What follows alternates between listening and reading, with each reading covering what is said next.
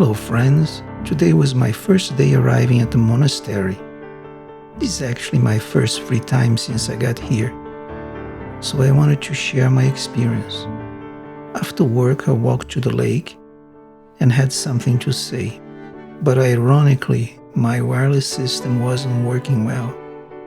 As an audio guy, I couldn't accept poor sound quality, so I'll narrate it instead. So you'll see me talking, but the audio won't sync with my mouth, because I'll be describing what I was saying at the moment, rather than doing an ADR. Now, about my arrival. When I got off the train, I had to take a bus to reach the monastery. At the bus station, carrying my bags, I met a woman, most likely Muslim, dressed in traditional clothing. She was incredibly kind and helped me buy the correct ticket. We spoke in French, and just before my bus arrived, she opened her bag and handed me this sweetest treat.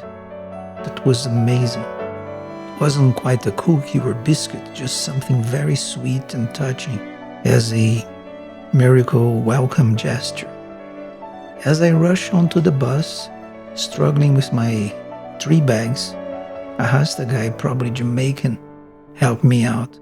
It was just a warm and generous welcome.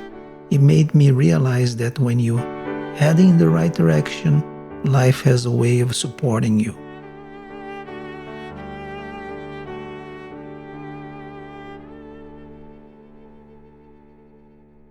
This is my 3rd time here at the monastery.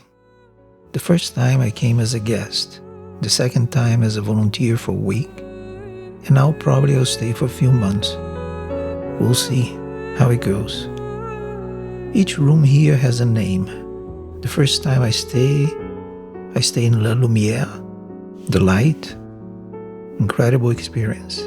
The 2nd time I was in La Source, the fountain, the source. Now my room is Le Chemin, the path, the way. The first time, hardly anyone spoke to me. The 2nd time, before I left, they wrote me a card. This time when I arrived, everyone already knew my name. It was a warm welcome. One of the most touching moments was with the elderly nun, probably over 90s already. She's small, with striking blue eyes, full of clarity, warmth, and depth. When she saw me, she said, "Jorge, welcome." We spoke in a mix of French and German. She was incredibly kind. Every time I see her, I can't help but smile. Some people just radiate that kind of peace and warmth. There is also a young volunteer from Latvia, or Lithuania, I'm not sure, always carrying a peaceful energy. Every time we pass each other, we exchange a simple smile, a moment of silent understanding. I'm not particularly religious, but working here, serving, and being part of this community is an enriching experience. It's really good. It brings a sense of calm and alignment. Reminds me of my Waldorf childhood, especially spiritually, which I believe is one of the greatest struggles in our day-to-day life. The best thing about being in the monastery is the silence and the depth of the conversations. There is a real sense of humanity and a care for others, not only what's in our plate. It feels special, almost unusual compared to the hyper-materialistic world we have to face on a daily basis. As the world becomes more liberal, particularly with neoliberalism, we see fundamental shifts. Gender now is defined by personal choice, and as technology advances, we step into transhumanism. The question is, will we still have the choice to remain human? Maybe the real challenge is finding balance, a way of staying truly human in a world that seems determined to redefine the very concept of humanity.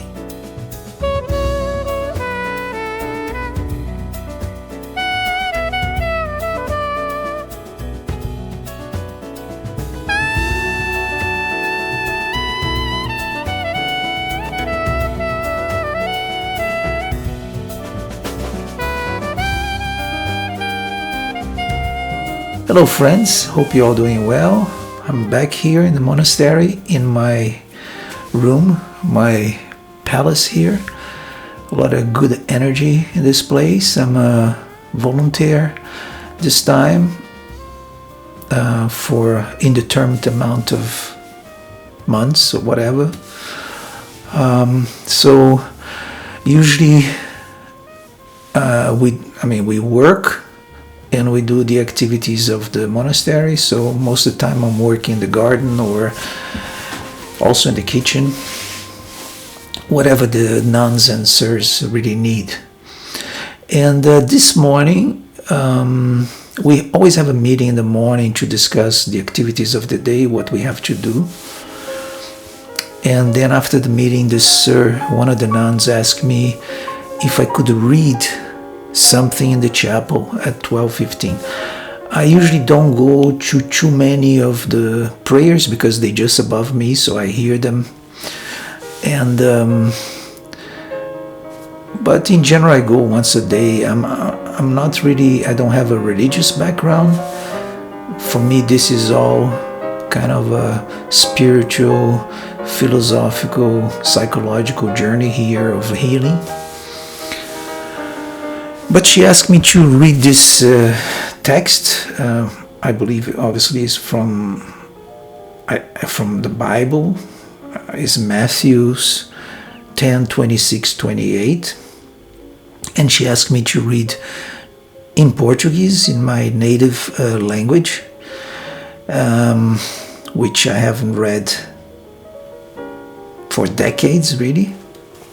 So it was quite of a lot of information, but I'm gonna try to read this for you guys, because also this is, once she gave me this text, was extremely personal. I mean, it's really what's happening in my life right now, and is related to the Edith Stein, that Jewish lady that I believe is gonna be in this film that I'm making.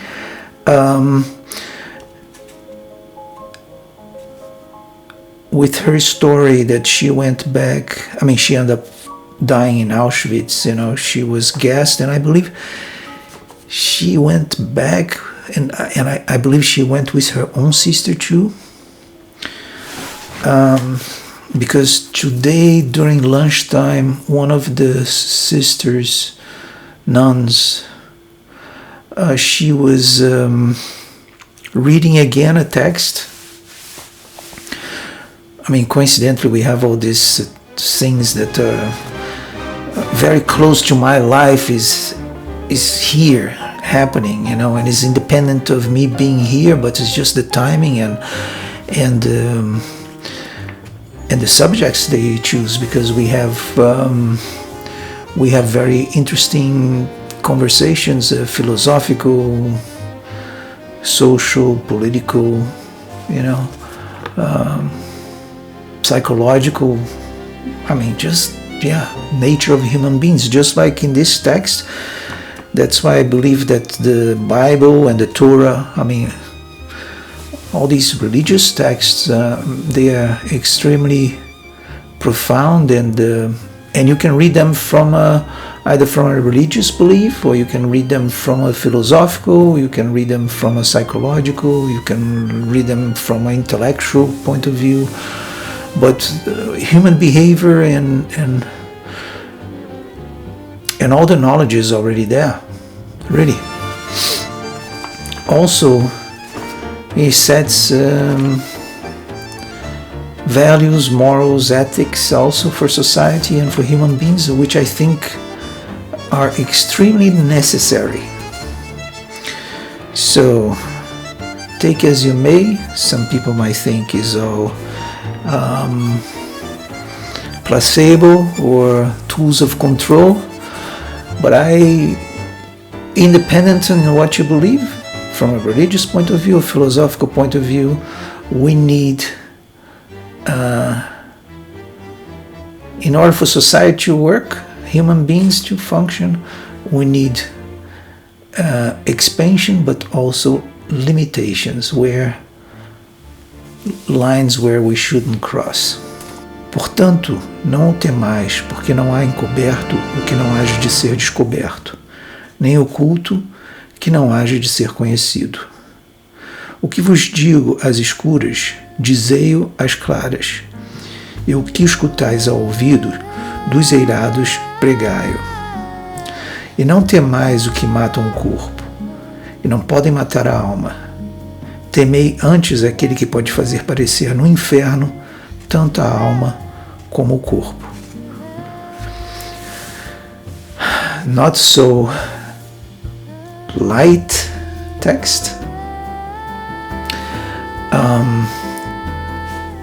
but we gotta walk through these shadows, be able to truly see them in order to control them. That's what I believe. So I believe here is very clear, the message, and this is the message I pass to you guys for today, and I hope to continue this movie. So wish you all a great day, and here I am in my palace, full of good energy, and sending my blessings and my